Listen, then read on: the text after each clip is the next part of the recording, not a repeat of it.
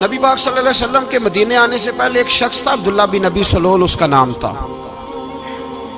تو مدینے والے لوگ اس کو اپنا پیشوا مانتے تھے، اوس بھی خزرج بھی، اس کی تاج پوشی بھی کی، بڑی اس کی منتا تھی۔ جب حضور آ گئے تو اس کا کاروبار بند ہو گیا۔ اب لوگ یہ نہیں سمجھتے کہ میں غلط ہوں، لوگ کسی کے مفادات کو ٹھیس پہنچتی ہے تو مخالفت کرنے لگ جاتا ہے۔ اب اس کے حالات جب خراب ہوئے تو اس نے پتہ کیا کیا، جھوٹ موٹ کا کلمہ پڑھ لیا۔ سمجھ آ رہی ہے باتوں؟ جھوٹ موٹ کا، اور منافقوں کا ایک ٹولہ اس نے تیار کر لیا جس کا قرآن مجید نے سورہ منافقون میں ذکر کیا۔ ایک جنگ کا موقع تھا، نبی پاک صلی اللہ علیہ وسلم تشریف لے گئے تو عبداللہ بن ابی سلول بھی چلا گیا۔ حضرت عمر فاروق رضی اللہ تعالیٰ عنہ کے ایک غلام تھے، وہ پانی لینے کنویں پہ گئے۔ ادھر سے انصار میں سے، چونکہ حضرت عمر کے غلام مہاجر تھے، انصار میں سے ایک شخص پانی لینے پہلے سے آیا ہوا تھا۔ پانی بھرنے میں کوئی اختلاف ہو گیا، جھگڑا ہو گیا، مار کٹائی تک نوبت آ گئی۔ حضرت عمر کے غلام نے کچھ چیز مار دی، اس شخص کو زخمی ہو گیا۔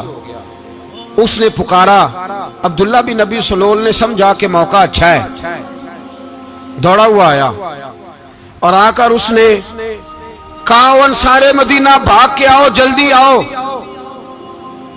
اور بڑے غلط جملے استعمال کیے۔ کہنے لگا اگر ان لوگوں کو تم اپنا بچا کچا کھانے کو نہ دیتے مہاجروں کو تو آج یہ تمہارے سر پہ نہ بیٹھتے۔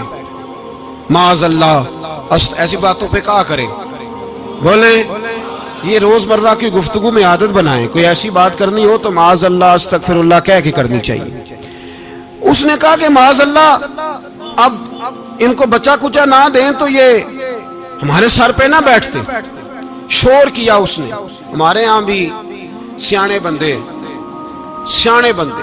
پنچایت کے لوگ وہ کہتے ہیں تو اس برادری کے بچے سے ہی مار کھا ہے، پتہ ہی نہیں چلا، جا اسے مار کے آ، سر پھاڑا، یہ کار پھوڑ دے اس کا سر، اور دیکھ میں دیکھ لوں گا بعد میں جو ہوگا۔ یہ عقل مند لوگوں کے مشورے نہیں، یہ جاہل لوگوں کے مشورے۔ ناراض نہ ہونا، پر یہ نبی پاک صلی اللہ علیہ وسلم نے فرمایا ہے، حضور کا فرمان ہے۔ یہ کن لوگوں کا کام ہے؟ بول کے بتائیں، بول کے۔ پڑھے لکھے سیانے بندے اس طرح کے مشورے یہ بالکل نہیں دیتے، جاہلوں کا کام۔ پکارا، مہاجر سارے اکٹھے ہو گئے، انصار سارے آ گئے، اور جب انصار آئے تو مہاجرین کو بھی پکارا، مہاجر بھی آ گئے۔ اب وہ گتھم گتھا ہونے لگے تو کسی نے جا کے محبوب پاک کے کان میں کہا، یا رسول اللہ وہاں تو مہاجر انصار لڑنے لگے، وہ پرانی لڑائیاں پھر سے جاگ گئی ہیں۔ نبی پاک تشریف لائے، حضور نے وہاں لفظ بیان کیے، فرمایا یہ تم نے کیا جاہلوں جیسا کام شروع کیا ہوا ہے؟ یہ کون سا کام ہے؟ اللہ کرے ہم سب اس کام سے باز آ جائے، آمین تو کہنا۔ اور تو اس برادری دے منڈے کوئی مار کھائیں، برادری کیا ہوتی ہے؟ برادری تو تعارف کے لیے، اونچ نیچ کہاں سے آ گئی؟ کہا میرے رسول پاک علیہ الصلوۃ والسلام نے فرمایا تم جاہلوں جیسے کام کر رہے ہو۔ صلح کرائی، بات رفع دفع کرائی، لوگ چلے گئے، معاملہ ٹھنڈا ہو گیا۔ لیکن عبداللہ بن سلول نے کہا کہ میں یہ موقع خالی نہیں جانے دوں گا۔ پھر گیا وہ اور جا کے انصار مدینہ سے کہنے لگا، ایک دفعہ جا لینے دو مدینے، تم نے میری بات نہیں نہ سنی تو جو وہاں بڑے سردار بیٹھے ہیں ان سے بات کروں گا، اور معاذ اللہ ثم معاذ اللہ ہم ان بے عزت لوگوں کو مدینے سے نکال دیں گے، وہاں صرف عزت والے رہیں گے۔ یہ غلط جملے اس نے ادا کیے جس کو قرآن پاک نے سورہ منافقون میں بیان فرمایا ہے۔ اس نے یہ بات کی۔ ایک صحابی تھے حضرت زید رضی اللہ تعالیٰ عنہ، وہ سن رہے تھے، آ کے عرض کی، یا رسول اللہ صلی اللہ علیہ وسلم عبداللہ بن ابی سلول تو اس طرح کہہ رہا ہے کہ مدینے جا کے عزت والے دوسروں کو نکال دیں گے، اور تم اگر اپنا بچہ انہیں نہ دیتے تو معاذ اللہ آج یہ ایسا نہ کرتے۔ حضرت عمر نے بھی سن لیا،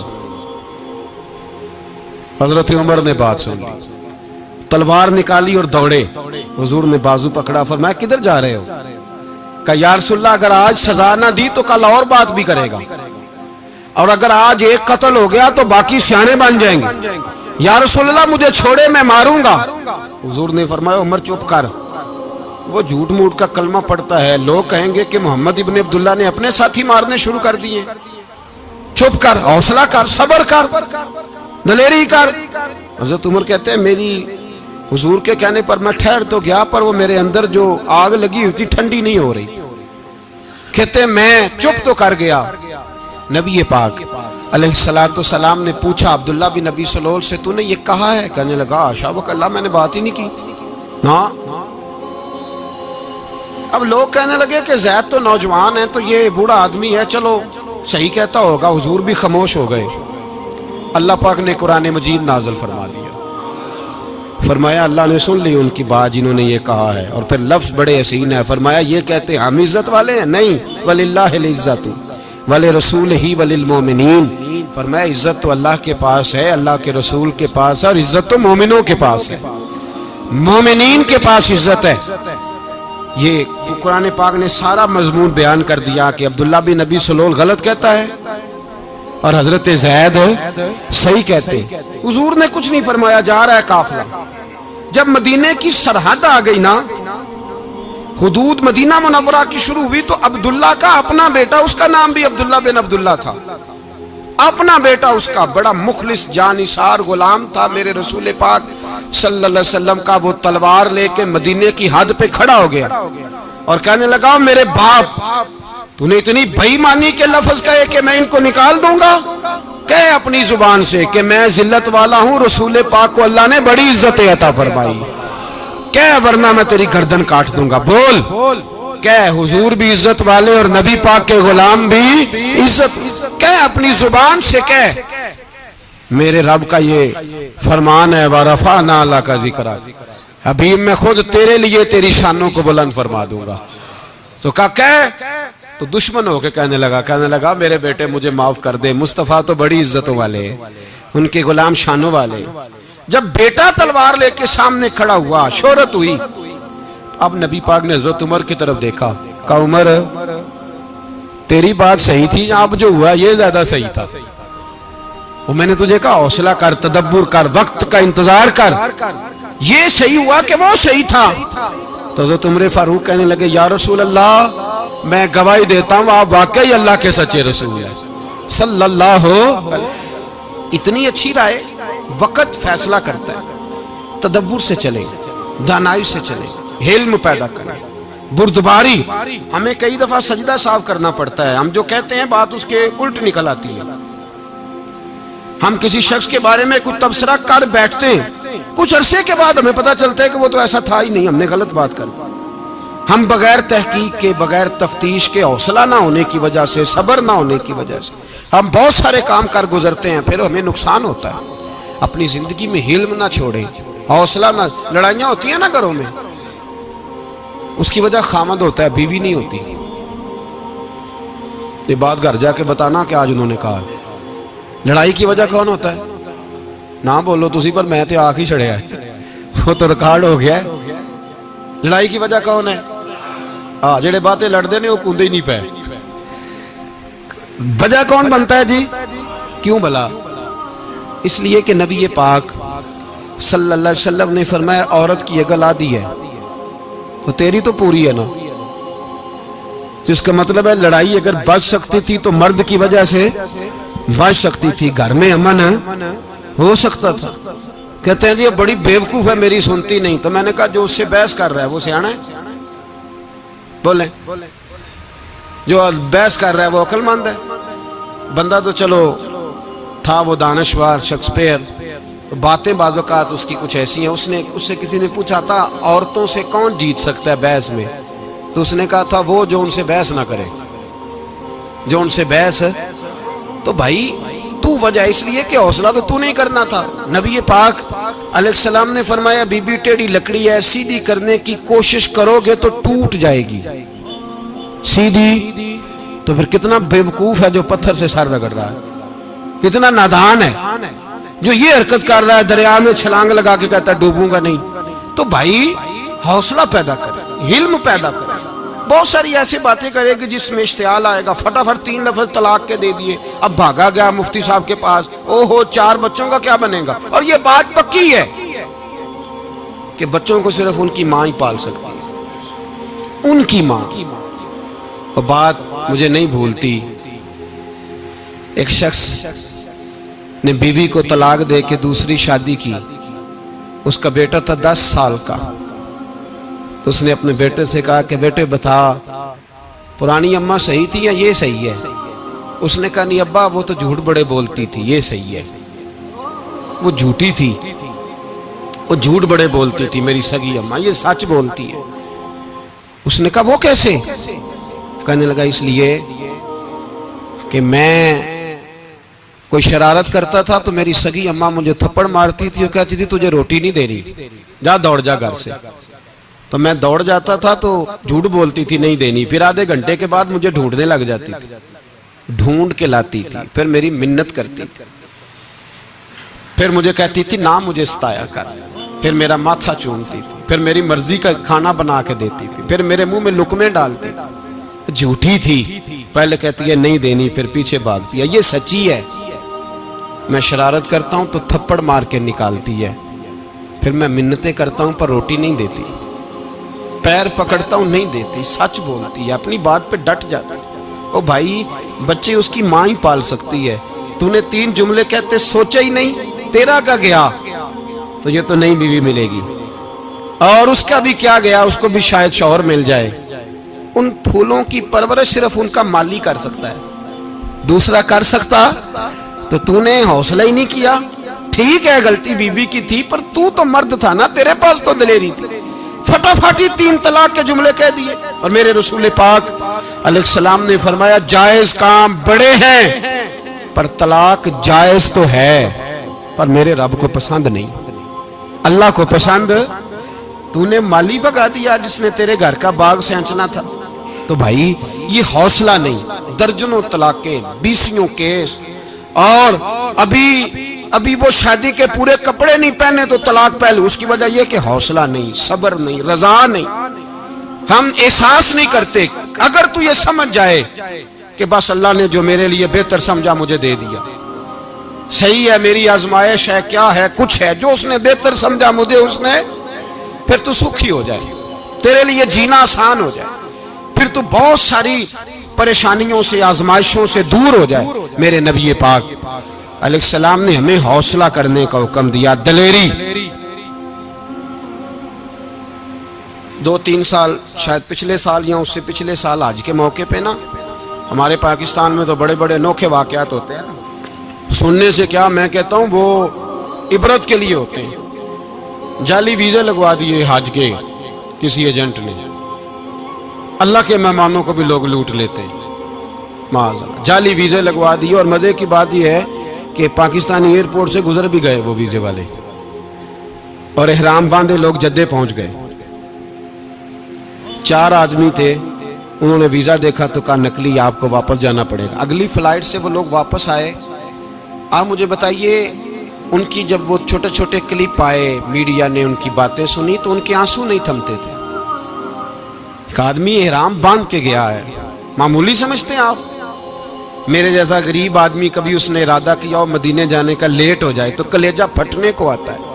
کچھ مجبوریاں پیروں میں آ جائے، نہ جا سکے تو پتہ نہیں کتنی توبہ کرنے کو دل کرتا ہے کہ کہیں غلطی تو نہیں ہو گئی، کوئی ایسی بات تو نہیں نکل گئی. یقین کریں طبیعت پریشان ہو جاتی، یار کوئی ایسا کام تو نہیں ہو گیا جس کی وجہ سے یہ بات ہوئی.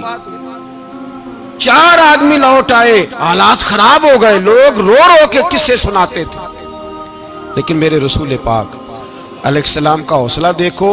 حضور کعبے کا بھی کعبہ، حضور مالک، حرم کے مالک مطلق، جن کے صدقے اللہ نے کعبہ کو بیت اللہ بنایا. حاجیو آؤ شہنشاہ کا روضہ دیکھو، کعبہ تو دیکھ چکے اب کعبے کا بھی کعبہ دیکھو. حضور 1400 صحابہ کو لے کے گئے عمرہ کرنے. مقام حدیبیہ پر پہنچے تو کافروں نے روک لیا، ہم عمرہ نہیں کرتے. تو اور میں خادم اور جو وارث و مالک ہیں 1400 صحابہ ہم نہیں عمرہ کرنے دیتے، واپس جائیے. صلح لکھی جا رہی ہے. صلح کی شرطیں کیا ہیں؟ مکے سے کوئی آدمی غلطی سے بھی مدینے چلا گیا، مکے کا آدمی، تو مسلمان اگر ان کے ظلم سے تنگ آ کے، مکی مسلمان کافروں کے ظلم سے تنگ آ کے مدینے چلا گیا تو مدینے والے واپس کریں گے. اور اگر مدینے سے کوئی شخص غلطی سے بھی مکے چلا گیا تو مکے والے واپس نہیں کریں گے. اتنی سخت شرائط. حضرت عمر غصے سے کانپنے لگے, صحابہ پریشان ہیں, پر میرے رسول پاک نے صبر دکھایا, حوصلہ, تدبر. یہ تدبیر ہے, صبر ایک بہترین تدبیر ہے, اگر کوئی اپنائے تو بہترین طریقہ ہے. حضور نے فرمایا ہمیں منظور ہے, صلح کرو. اور اتنا سخت حکم ہے, کہنے لگے 1400 احرام والے واپس جائیں, بعد میں آنا, اس وقت نہیں عمرہ کرنے دیں گے. میرے نبی پاک علیہ السلام, مجھے بتاؤ, مجھے اور آپ کو دکھ ہوتا ہے تیاری ہو تو پروگرام رہ جائے, تو اگر احرام باندھا ہو اور اللہ کے رسول نے بندھوایا ہو تو حضور واپس لوٹنے لگے تو کتنی تکلیف کی بات ہے. حضور نے فرمایا چلو آئندہ آئیں گے. معاہدہ لکھا جا رہا ہے, حضرت علی معاہدہ لکھ رہے ہیں. لکھو محمد الرسول اللہ صلی اللہ علیہ محمد الرسول اللہ صلی اللہ علیہ وسلم اور قریش مکہ کے بیچ معاہدہ. یہ تحریر لکھی جا رہی تھی تو ابو سفیان بول پڑا, کہنے لگا جی ہم محمد الرسول اللہ نہیں لکھنے دیں گے معاذ اللہ, یہی تو ہمارا جھگڑا ہے. اگر آپ کو رسول اللہ مان لیا تو پیچھے رہ کیا گیا, محمد ابن عبداللہ لکھے. حضور نے حضرت علی سے فرمایا رسول اللہ کاٹ کے محمد ابن عبداللہ لکھو. حضرت علی لکھ رہے تھے, محمد رسول اللہ لکھا تھا, فرمایا رسول اللہ کاٹ کے محمد ابن عبداللہ لکھو. تو حضرت علی کہنے لگے حضور مجھے یہ لفظ کاٹنا نہیں آتا, حضور مجھے یہ لفظ کاٹنا. کسی صحابی نے اعتراض نہیں کیا کہ لکھنا آتا تھا, کہا مجھے کاٹنا. حضور نے دوبارہ کہا علی کاٹ دو. کہا یا رسول اللہ مجھے یہ لفظ کاٹنا نہیں آتا. میرے حبیب نے تیسری دفعہ کہا علی کاٹو. تو شیر خدا نے قلم چھوڑا, ہاتھ باندھے اور کھڑے ہو کہنے لگے محبوبہ مجھے تیرے قصیدے لکھنے آتے ہیں, کاٹنے کوئی نہیں آتے. میں مجبور ہوں, مجھ سے نہیں ہوتا, کوشش کرتا ہوں, نہ قلم اٹھتا ہے نہ ہاتھ چلتا ہے.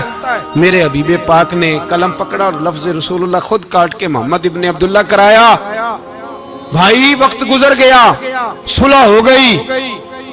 یہ تدبر, یہ حوصلہ, یہ تدبیر میرے نبی نے فرمائی. اب تو 1400 کو مکے نے نہ داخل ہونے دیا, لیکن 1 سال ہی گزرا, تھوڑا ہی وقت گزرا, میرے رسول پاک 10,000 کو لے کے مکے میں داخل ہو گئے. 10,000. اس نے فائدہ دیا. حکمت کیا تھی, تدبر کیا تھا. قریش روز لڑائی کرنے آ جاتے تھے, تبلیغ ہی نہیں کرنے دیتے تھے. ان سے صلح ہو گئی تو نبی پاک نے کیسر کو خط لکھا, کیسر روم کو, ہرکل کو. دور دراز تبلیغ پھیل گئی, مسلمان 100,000 سے زیادہ ہو گئے. ان کی طرف سے اب وہ لڑائی بند ہو گئی. میرے حبیب پاک علیہ السلام کے حوصلے نے کمال دکھایا, اس تدبیر نے فائدہ دیا امت مسلمہ کو. 10,000 کا لشکر لے کے حضور کعبے میں داخل ہوئے. کل جو ابو سفیان کہتے تھے نا محمد رسول اللہ لکھنے نہیں دوں گا, آج وہ خود کہہ رہے تھے اشہد ان لا الہ الا اللہ واشہد ان محمد رسول اللہ صلی اللہ علیہ. کل جو کہہ رہے تھے کہ میں یہ لفظ نہیں لکھنے دوں گا, آج ابو سفیان کی حویلی میں لاکھوں لوگ, ہزاروں لوگ بیٹھے تھے اور سارے کہہ رہے تھے محمد الرسول اللہ محمد الرسول اللہ محمد الرسول اللہ صلی اللہ علیہ وسلم. میرے محبوب کی تدبر نے, فقاہت نے, اور پھر کمال ہوا.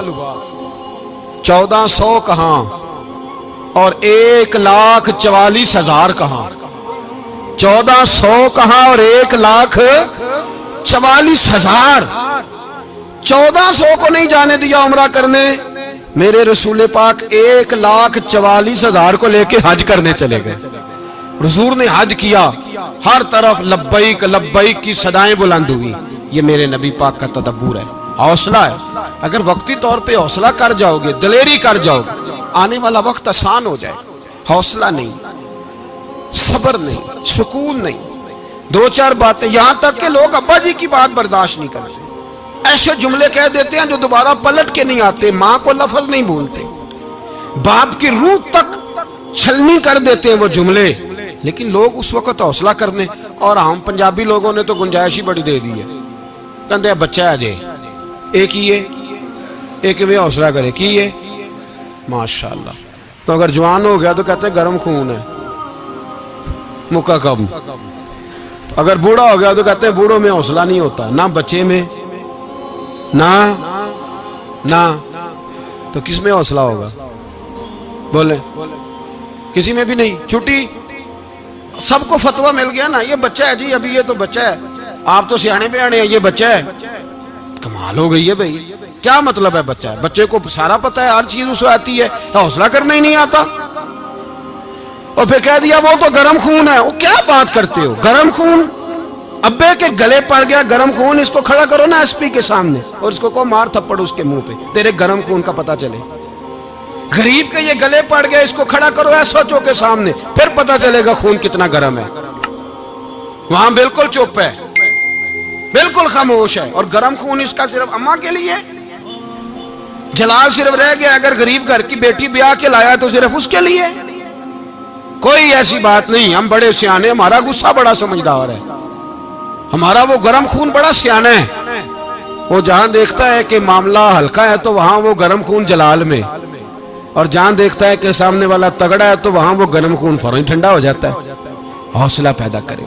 زندگی حوصلے مند لوگ جیتے, جو حوصلے مند نہیں ہوتے وہ تو زندگی کا ایک سال لطف سے نہیں جی پاتے. حوصلہ کریں, مسکرائیں. میرے نبی پاک صلی اللہ تعالی علیہ وسلم نے نا عثمان بن طلحہ, کعبے کی چابی ان کے پاس ہوتی تھی, تو حضور نے ایک دن فرمایا عثمان, اچھا یہ نہیں تھا کہ عثمان خاص لوگوں کو چابی کعبہ کھول کے دکھاتے تھے, بلکہ ان کو قریش کی جانب سے یہ حکم تھا کہ جو بھی تجھے کہے تو نے کعبے کا دروازہ کھول دینا. نبی پاک علیہ الصلوۃ والسلام نے نا ہجرت سے 2-4 دن پہلے کہا کہ عثمان ذرا چابی دو, میں نے کعبہ اندر سے دیکھنا ہے. بڑے ٹھنڈے دل سے ذرا سننا, ادھر دیکھو میری طرف, ادھر دیکھیے گا ذرا میرے بھائی. میں نے ایک بندے سے کہا یار پانی کی بوتل دینا دکاندار سے, ایک ہے اس نے کہہ دیا نہیں میرے پاس. اس بات کا کوئی غصہ بولیے, اور اگر وہ کہے سارے زمانے کو ملے گی آپ کو نہیں دینی, پھر بولیں میرا خیال ہے چپ کر کے ہنس کے آ جائیں گے, سوال ہی نہیں پیدا ہوتا. ہم کہیں گے مجھے نہیں نہ دینی, تو نے تو دکان اٹھا یہاں سے بند کاری سے. کیا مطلب ہے سب کو دینی ہے تجھے نہیں دینی, کیا معنی ہے اس کا؟ لے کے جاؤں گا, جھگڑا ہوگا, بحث کریں گے. عثمان بن طلحہ سے حضور نے فرمایا دروازہ کھولو, کعبہ دیکھنا ہے. عثمان کہنے لگا میں ساری دنیا کو دکھاؤں گا, آپ کو نہیں دکھاؤں گا. کتنی سخت بات ہے, پر قربان جائیں رسول اللہ کے حوصلے پہ صلی اللہ علیہ. عثمان کہتے ہیں میں نے یہ بات کی تو نبی پاک مسکرانے لگے, اور میں اچھا نہیں دینی, تو حضور نے نا مسکرا کے اور میری کمر پہ تھپکی دی, فرمایا اچھا یاد رکھنا یہ چابی میں تجھ سے لے لوں گا, اور جس کو میرا دل کرے گا میں اس کو دوں گا. عثمان کہتے ہیں روز رات کو نبی پاک کے یہ جملے میرے کانوں میں گونجا کرتے تھے, گونجتے تھے کہ حضور نے فرمایا. کہتے ہیں جس دن پتا چلا نا نبی پاک 10,000 کا لشکر لے کے آ رہے ہیں, تو ابو سفیان میٹنگیں کر رہے تھے, مکے کے سارے سردار تیاری کر رہے تھے, اور میرے کانوں میں ایک ہی لفظ تھا کہ حضور نے فرمایا میں چابی لے لوں گا, پھر جس کو میں چاہوں گا اسے دوں گا. عثمان کہتے ہیں حد ہو گئی, وقت گزر گیا, حضور آ گئے, طواف فرمایا, اور طواف کے بعد میرے نبی پاک علیہ السلام نے فرمایا بلاؤ نا ذرا عثمان کو. عثمان کہتے ہیں میں چابی لے کے آیا تو دوسرا جملہ کوئی نہیں. ساڑھے نا کوئی بندہ مشورہ دے وے دی نہ منیے, تے جے کام مونجو ہو جے نا, جن جو نے مشورہ دیتا سی تے وہ نال ہی غوث پاک بن جاندا ہے. تینوں آکھیا سی نا, فوراً ہی داتا علی اجویری ہو جاندا ہے. وہ کہندے تینوں پتہ نہیں میں کڈا ولی اللہ, تینوں میں آکھیا سی میں انج نہ کر, اور بندہ پریشان ہوتا ہے کام الٹ ہو گیا, اور لاگوں آکھی جاندا ویکھو جی میں تے تانوں پہلوں ہی آکھیا سی. جی عجیب بات ہے, شیخ چلی کی طرح پیچھے پڑ جائے گا, میں نے تو پہلے ہی کہا تھا. او بس کر یار, اب تو خواجہ معین الدین اجمیری ہو گیا, بس کرو. مشورہ ہی ہوتا ہے, کسی کا مل جاتا ہے اور کسی کا نہیں لیا جاتا. فوری طور پہ بندہ اٹھ کے نا تو ولایت کی 4تھی سیڑھی پہ چڑھ جائے گا, کہے گا میں تو ابدال وقت ہوں, میں کتب دورہ ہوں, میں نے تجھے کہا نہیں تھا. اب بس کر یار, کئی دفعہ مشورے صحیح ہوتے ہیں, کئی دفعہ صحیح. بولیے نبی پاک صلی اللہ علیہ وسلم کی احد کے دن خواہش یہ تھی کہ اندر رہ کے لڑنا ہے. جوان صحابہ نے کہا باہر جا کے لڑائی کرنی ہے, حضور نے باہر جا کے جنگ کی. بظاہر مسلمانوں کو شکست ہوئی, حضور نے ایک دفعہ نہیں کہا کہ میں نے تمہیں کہا نہیں تھا اندر رہنا ہے, بس ہو گیا جو ہو گیا. اب اس میں فٹافٹ اگلے کو حوصلہ دو، کوئی عرض نہیں یار. نبی پاک سب بولیے صلی اللہ علیہ وسلم، میرے حبیب پاک علیہ السلام نے نا کہا عثمان کو بلاؤ. عثمان آئے تو عثمان کہتے میں نے چابی دی تو میں تیار تھا، میں تیار تھا کہ اب میری بات ہوگی اور رسوائی ہوگی. لیکن کہتے ہیں قربان جائیں مصطفیٰ نے تو یہ جملہ بھی نہیں کہا کہ میں نے تجھے کہا نہیں تھا، یہ بھی نہیں کہا. حضور نے چابی لی، کعبے کے بت صاف کیے، نماز پڑھی، واپس آئے. فرمایا عثمان میرا وعدہ تھا تیرے ساتھ کہ جس کو میں چاہوں گا چابی دوں گا، یہ لو چابی میں تجھے ہی دینا چاہتا ہوں، لے لو رکھ لو.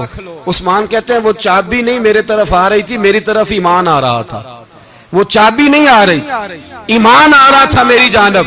کہتے ہیں میرے ہاتھوں میں چابی آئی اور میری زبان پہ کلمہ توحید جاری ہو گیا. بھائی تدبر، حوصلہ، صبر، رضا. ہمیں تو ٹائم بھی نہیں گزارنا آتا. گھر کا ماحول، گھر کے اندر رہ کے لوگ دکھی ہیں، اس لیے کہ ہماری طبیعتوں میں حوصلہ نہیں. ایک منٹ کے لیے نہیں، ایک سیکنڈ کے لیے بھی ہم یہ برداشت نہیں کرتے کہ چلو تھوڑا انتظار کریں، وقت کو دیکھیں، موقع کو دیکھیں. میرے نبی پاک علیہ السلام پہ اتنی مصیبتیں آئیں کہ پہاڑ پہ آتی تو وہ ریزہ ریزہ ہو جاتے ہیں، لیکن کسی مقام پر بھی حضور علیہ السلام شکوہ کرتے نظر نہیں آتے. ہم غریبی کا رونا روتے ہیں، ہر چوتھا آدمی کہتا ہے بڑا غریب ہوں، لیکن میرے نبی پاک علیہ السلام نے چوتھے دن کھجور کھائی، سرکہ کھایا ہے اور موٹے بان کی چارپائی پہ آرام کیا. حضرت عمر نے کہا حضور کتنی تکلیف ہے؟ فرمایا عمر کوئی تکلیف نہیں، تھوڑا سا تو وقت ہے، جنت میں جائیں گے، ساری نعمتیں اللہ نے ہمارے لیے تیار کی ہوئی ہے. راضی بالرضا، راضی بالرضا، کوئی کسی قسم کا مسئلہ نہیں. ہمیں آزمائشیں آتی ہیں، تکلیفیں آتی ہیں، بیماریاں آتی ہیں، لوگ چھوٹی چھوٹی بات پر پریشان ہو جاتے ہیں، ذرا سی بات پر شکوہ کرتے ہیں. میرے رسول پاک علیہ السلام نے فرمایا جب میرا رب کسی کو بیمار کرتا ہے تو 2 فرشتوں کو بھیجتا ہے، جاؤ میرے بندے کی تیمارداری کر کے آؤ. اللہ اکبر، خود رب بھیجتا ہے، جاؤ میرے بندے کی.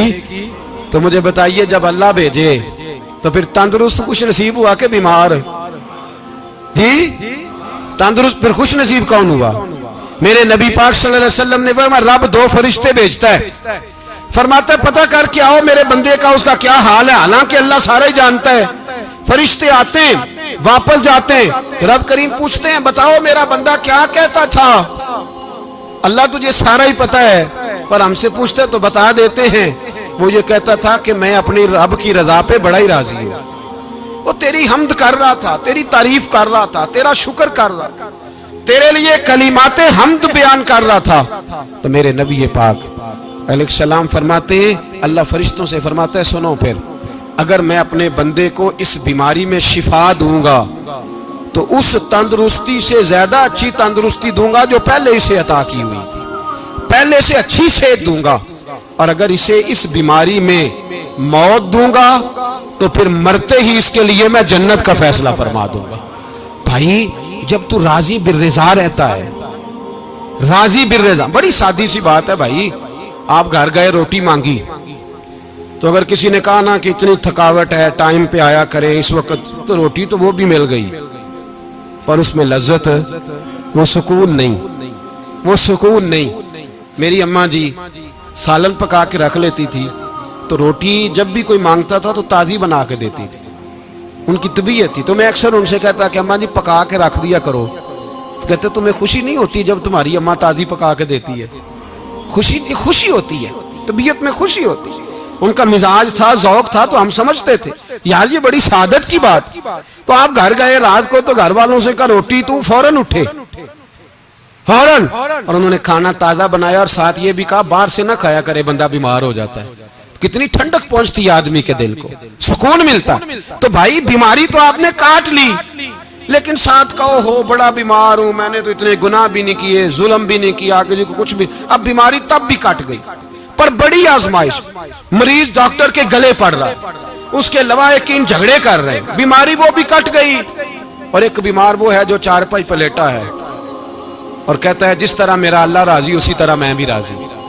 تو بیماری اس کی بھی کٹ گئی. حضرت یونس علی نبینا علیہ السلام نے ایک دن حضرت جبریل امین ملنے آئے تو جناب یونس علیہ السلام کہنے لگے اے جبریل اللہ کے نیک بندوں میں جو اللہ کو اس وقت سب سے زیادہ پسند ہے نبیوں کے بعد، توجہ کرنا بات پر، جو سب سے زیادہ اللہ کو پسند ہے نبیوں کے بعد ولیوں میں، اور سب سے زیادہ اللہ جس کو اللہ کی بارگاہ میں عبادت گزار لکھا جاتا ہے، میری اس بندے سے ملاقات کرا۔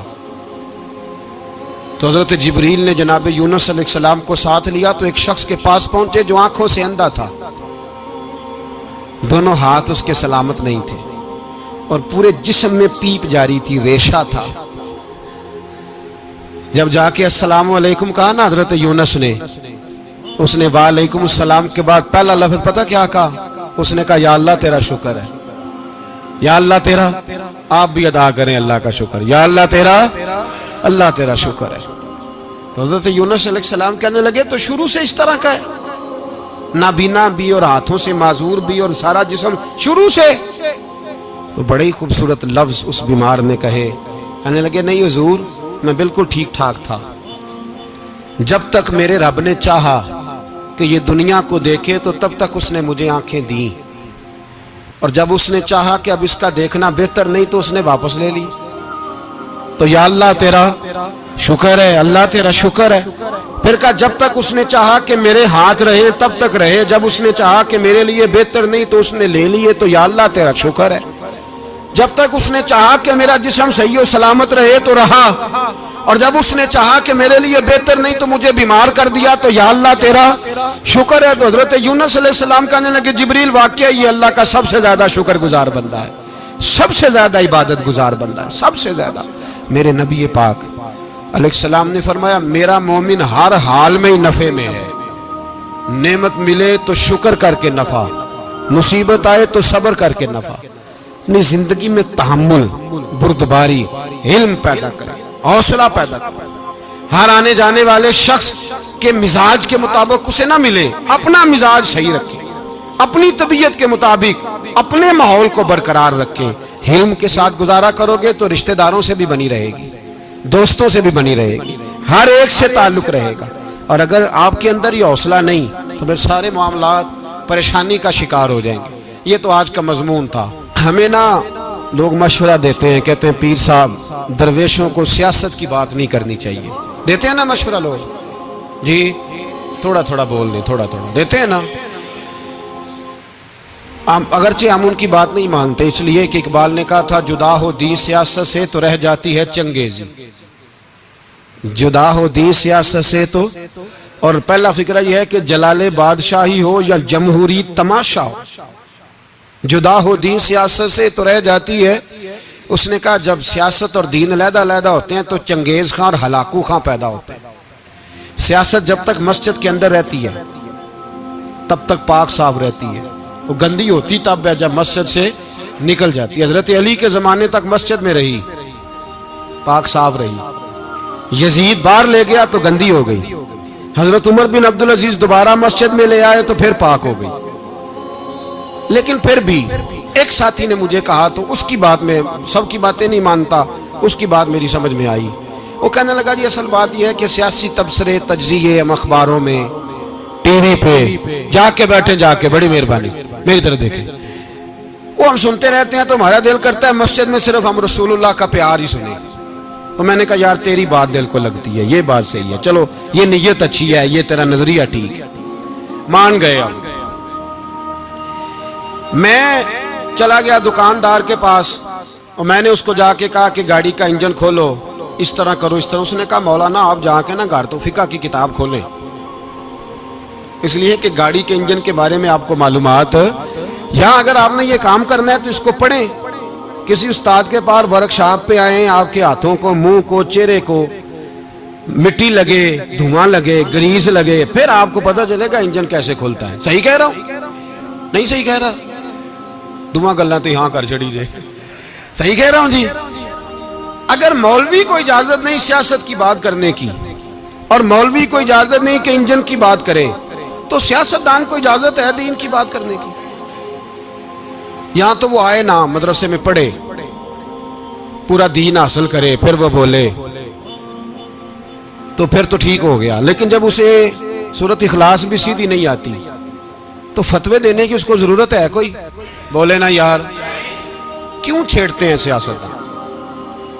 ہم نہ پچھلے جمعے جلوس نکالنا چاہ رہے تھے ختم نبوت کی ترمیم کے حوالے سے، حکومت وقت نے کہا کہ ہم واپس لیتے ہیں، تو میرے بہت سارے دوستوں نے کہا جی نکالنا چاہیے، انہوں نے کیا کیوں؟ میں نے کہا یار لوگوں کو بھی پریشان نہیں کرنا چاہتے، ہماری اپنی سڑکیں ہیں، کسی کو بس ٹھیک ہے، انہوں نے واپس لے لی تو بات ختم ہو گئی، ہم مان گئے، تسلیم کر لیا۔ اتنا ہمارا مطالبہ ہے کہ اس آدمی کو ضرور سزا دو جس نے یہ ترمیم کی ہے، لیکن ہم نہیں کرتے، کوئی نہیں نکلے، نہیں نہ نکلے بولے۔ تو وزیر قانون صاحب کو کیا مصیبت بنی ہوئی ہے نیا فتویٰ دینے کی؟ کہ ہے کوئی شوق انہیں دینا چاہیے فتویٰ؟ کہتے نہیں مرضیوں میں ہمارے درمیان تھوڑا ہی فرق ہے۔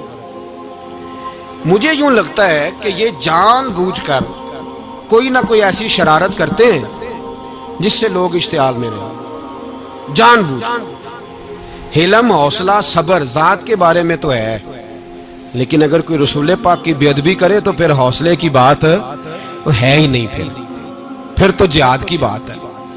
اور میں دیانتداری سے مسجد میں باوضو بیٹھ کر جمعے کے دن مشورہ دیتا ہوں حکومت کو، اور وزیر قانون کو مشورہ دیتا ہوں کہ نہ فرعون کی حکومت ساری زندگی رہی، نہ نمرود رہا، نہ جاج بن یوسف رہا، نہ یزید رہا، اور یار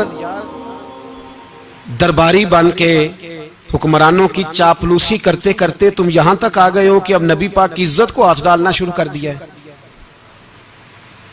اور آپ یقین کریں سیاسی جماعتوں کا اتنا برا حال ہے کہ ان کے لیڈر کے بارے میں کوئی بات کرے تو پاگل ہو جاتے ہیں یہ احتجاج کر کر کے۔ اور اس نے ڈائریکٹ کہہ دیا کہ ختم نبوت کا مسئلہ ہی کوئی نہیں، جو دین کی بنیاد ہے، کسی کو پرواہ نہیں۔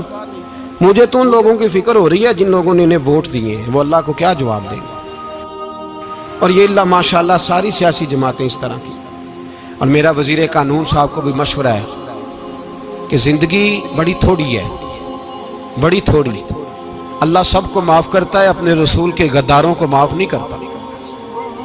اور یہاں تمہاری گاڑیوں پہ جھنڈے لگے ہوئے ہیں، وہاں بھی تمہارے جھنڈے لگیں گے، پر اس لیے لگیں گے کہ یہ غدار ہیں ناموس رسالت کے، یہ جھنڈے لگیں گے۔ شرم کرو اور ڈر جاؤ، بس کر دو، تمہارے منہ میں اب دانت پورے نہیں رہے۔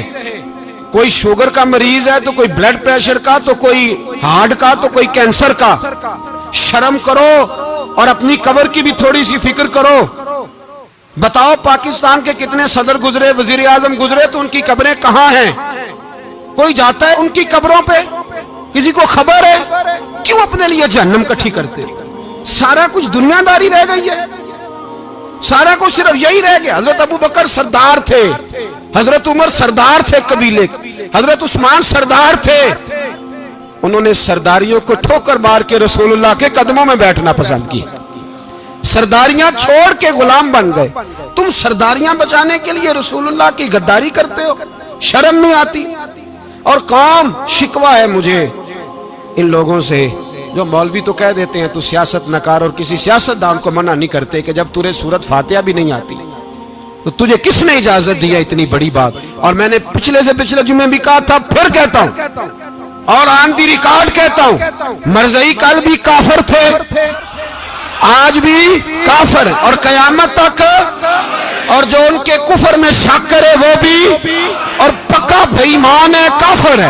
وہ وزیر قانون ہو یا صوبائی ہو یا وفاقی ہو، من شک فی کفر ہی فقط کفر، جو مرزائی کے کفر میں شک کرے وہ بھی کافر ہے۔ ہمارے رسول آخری رسول ہے، ہم کسی کو یہ اجازت نہیں دیں گے کہ وہ ختم نبوت میں رکھڑا ڈالنے کی کوشش کرے، ہم کسی کو یہ اجازت ہے۔ اور تم نے قوم کو لوٹا، لوٹتے رہو، اب ایمان پہ ڈاکے تو نہ ڈالو۔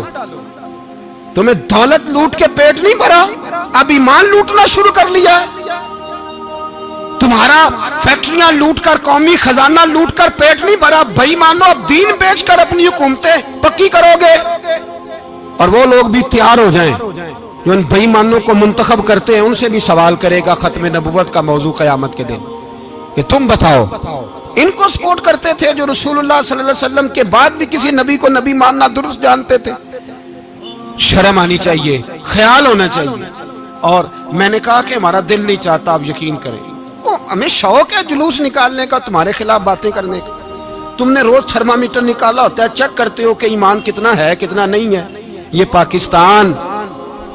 پاکستان اگر صوبہ سندھ ہے تو وہ حضرت عبداللہ شاہ غازی کا ہے، اگر بلوچستان ہے تو حضرت بابا عبد الرحمان کا ہے، اور اگر پشاور ہے تو وہ صوفیاء کا ہے، اور اگر یہ دھرتی پنجاب ہے تو یہ داتا علی اجویری کی ہے، یہ بابا فرید الدین کی ہے۔ اس میں کسی غدار کو قبضہ کرنے کی اجازت بالکل نہیں ملے گی، اور ہم وہ لوگ بھی نہیں جو چپ کر کے اندر سوتے رہیں، قوم جو کرتی ہے کرتی رہے، ہمیں پرواہ نہیں، نہ ایسی کوئی بات نہیں۔ کوئی بندہ نہ سمجھے کہ انہیں ہوش نہیں، انہیں پتہ نہیں، ہمیں سارا کچھ ہی آتا ہے۔ پھر اگر کل کو کوئی ممتاز قادری پیدا ہو گیا تو شکوہ نہ کرنا، کل کو کوئی پھر سے عامر چیمہ نکل آیا تو شکایت نہ کرنا، یاد رکھنا۔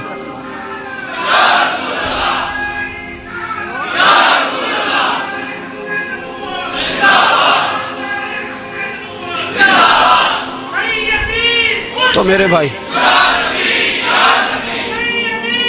کھل کے بولے یا نبی رسول کے وہ صلی اللہ۔ تو یہ مشورہ،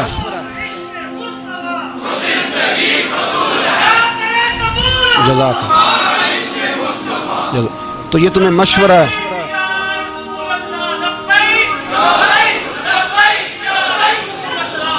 میری بات سنیں، یاد رکھیں، یہ لوگ بعد میں پچھتاتے ہیں، پھر مناظرے کراتے پھرتے ہیں، اس نے صحیح کیا کہ غلط کیا، پھر انہیں ہوش آتی ہے بعد میں، پھر ان کے ہواری نکل نکل کے میدانوں میں دلیلیں دیتے ہیں۔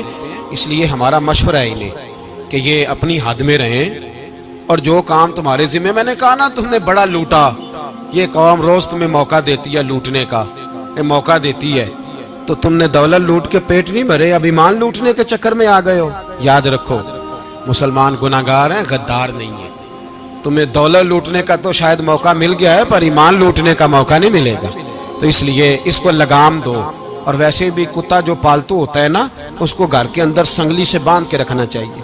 یہ تمہارے بوٹ چاٹتے ہیں، بھونکتے ہیں، تمہارے حق میں وزارتیں لیتے ہیں، ہم نے تو کوئی وزارت نہیں لی تم سے، اور نہ ہمیں شوق ہے، اس لیے کہ ممبری کیا کرنی ہے جس کو ممبر رسول عطا کر دیا جائے، اس نے کیا کرنی ہے یہ ممبریاں جس کو پکا پکا ممبر رسول دے دیا جائے، تو اس لیے اس سے باہر آؤ۔ میں نے کہا بڑے بڑے نمرود، فرعون، قارون دفن ہے، تمہارا بھی نام تک نہیں ہوگا، بالکل نام نہیں ہوگا۔ اس لیے ہمارا مشورہ، اور آپ لوگ بھی آئیں نا یہ اگلے سال، تو ان کو کھڑا کر کے پوچھ لینا، اسلامی جمہوریہ پاکستان کا تم نے ایم پی ایم نے بننا ہے، پہلا کلمہ ہی صحیح سنا دو، چلو خدا کا واسطہ یہی بتا دو کہ تمہیں نماز بھی ڈھب سے آتی ہے کہ نہیں، اور آپ کی موج ہے، آپ بٹھا لیتے ہیں سر پہ، کیا کریں، سمجھانے والے مفت گناہگار ہو گئے اور بہکانے والے سب تمہارے یار ہو گئے۔